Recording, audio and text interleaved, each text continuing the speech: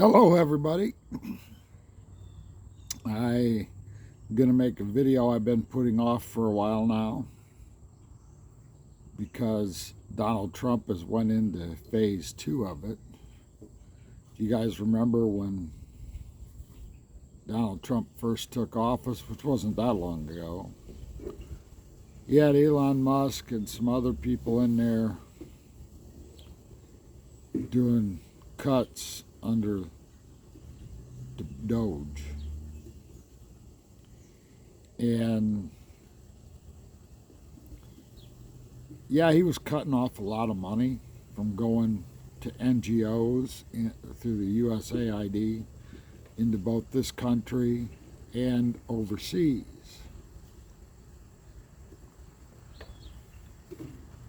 But somehow it didn't get reported as to what he was really doing. Yes, he was cutting money, a lot of it, billions of dollars worth actually, a year, from these NGOs. But what was he really doing? Well, for those of us who worked in the federal government for any length of time, it was like really obvious what he was doing. He was cutting off deep state, the liberal loons who've been slowly siphoning off money, support liberal loon candidates, liberal loon agendas since World War II. It may have actually been going on before then, but it really got ramped up in the late 40s and early 50s and continued to ramp up for a long time. This is where the DNC and a lot of the presidential campaigns for the Democratic Party got all that money they got. It was from these NGOs and people like Planned Parenthood, but primarily through NGOs. And they were funding deep state projects and deep state people working within the federal government at a whole bunch of different agencies, some of which the whole agencies shouldn't have existed because they never did much of anything, and others who did absolutely nothing. They were these big giant places where tens of thousands of people worked, and you had to get their sign off to do projects or this, that, and the other thing for money to go to other NGOs or for money to go to other parts of government to hire more deep state employees.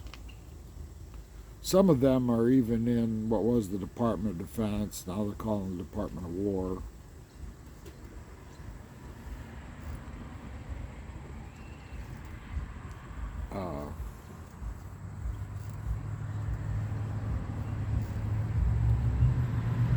Some of you may have heard under various programs, heard the term Men in Black. Well, those are a personification of deep state, as well as officers in the military who were getting extra money to be deep state operatives. This has been known for a long time, and I learned of this back in 1981, so there's nothing new about it. And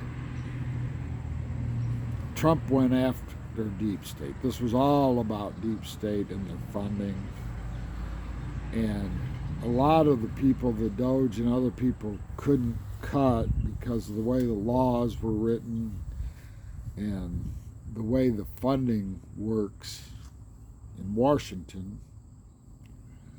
Some of those Trump just couldn't cut. Well, the loony left Democrats just screwed up.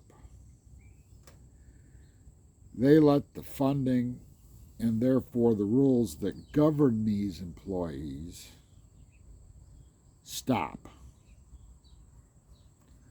Well, Trump's people understood that when the funding went away, the rules went away.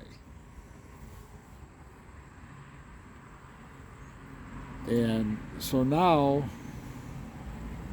he's looking at, in the short term, depending on how long this government stoppage goes, he's talking about cutting an additional 154,000 federal employees that are basically working under the auspice of deep state. He's going to cut them. They're no longer going to exist. A bunch of their whole departments will exist, just nobody will be working there. A lot of this, he can't cut the department, but he can fire 100% of the employees that work there. They just won't be there. You'll have a building with a name on it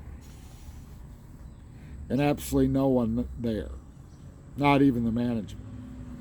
They'll be gone. So what am I trying to tell you? I'm trying to tell you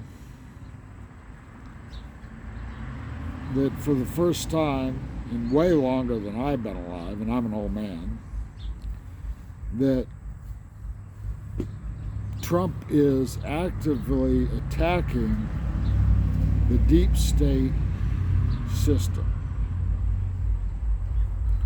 And he's looking to find all the people who are being funded under the auspice of deep state.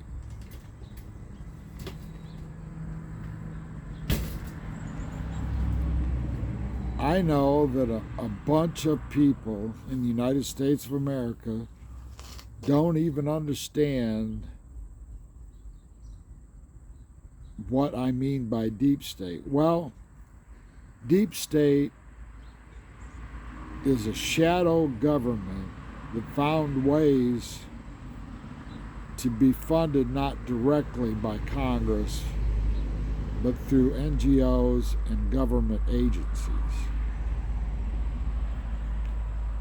Their sole purpose is to be a shadow government, one that could overrule the president and Congress and the Department of Defense, now the Department of War. And they've been very, very effective in the last 50 years in what they're doing. Maybe longer, but the last 50 years. They've been very good at creating jobs and getting money that was not allocated for the purposes to which it was being used. And a lot of these NGOs, 50% of their money was going into various political, i.e. the DNC and arms of the DNC and super PACs of the DNC, to keep their agenda going. Well, and keep all these people working in government so they can control issues, control the narrative, control what was going out to the American people. In other words, control our government behind the scenes through money and bureaucratic measures that their people control. Well, with him cutting off the money to all those NGOs through USAID and now cutting all these people, the power of the deep state is being taken away. And what he did with Doge in the beginning was major. I'll grant you that. It went a long ways toward the power of deep state by taking money away. But taking them out of government will greatly reduce their importance and their power inside the federal government. These people were never elected. They just accumulated power through the Democratic Party by getting them elected, blah, blah, blah. Well, they're in full-fledged panic mode because they realize, oh, the money's getting cut off, and oh, the people we have working behind the scenes in our shadow government now aren't going to be there because they allowed the federal government to shut down, thus giving Trump all the power to cut them, to fire them. And if there's one thing Trump is good at, is firing people. And he purposefully wouldn't work with them because he wanted to shut it down, at least for a small amount of time, so he could get rid of deep state employees en masse. And that's what he's doing. So those of you who just watch the mainstream media and don't understand what's going on, there you go, that's what's going on. Trump is continuing his deep state removal process. I'm sure these are just the first two salvos. I'm pretty sure there's going to be more to come. So we'll see if deep state can survive without money and people pulling the levers in Washington, D.C. Now, I know he can't get rid of all of them, and getting the ones out of the military are going to be the hardest, because even figuring out who they are at times can be tough. But I think Pete Hegseth, with what he just did, with his quote-unquote big meeting and the stuff he's doing, he's looking for them. And when he finds them, you can bet they won't be in the Department of War. The Department of War, he's not going to allow any deep state in there anymore, and he's looking for them. He's found some already, I know, because I've heard about forced retirements and removals from the military and stuff like this. So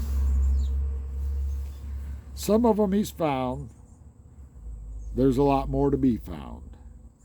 But I'm sure he's actively looking for those officers in the military who are deep state to raise their heads, because he ain't playing whack-a-mole. He's just going to cut them off. That's it for this video. Thanks for watching. Bye-bye.